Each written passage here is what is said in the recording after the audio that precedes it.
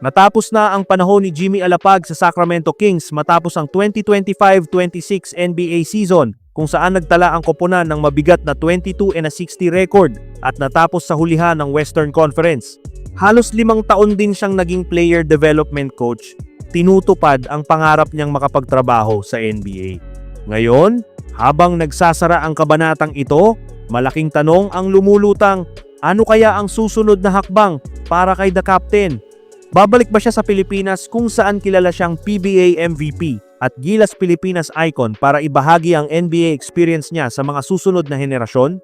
O itutuloy pa ba niya ang paglalakbay sa ibang bansa para maghanap ng panibagong oportunidad sa coaching? Isang bagay ang sigurado, malayo pa ang mararating ng kwento ni Jimmy Alapag. Buo pa rin ang pagmamahal niya sa laro at saan man siya dalhin ang susunod na yugto. Pilipinas man o ibang bansa, siguradong magpapatuloy siyang magbigay inspirasyon sa mga manlalaro at tagahanga ng basketball. Oo, nagtapos man sa 22-60 ang Sacramento stint, tuloy-tuloy pa rin ang karera niya.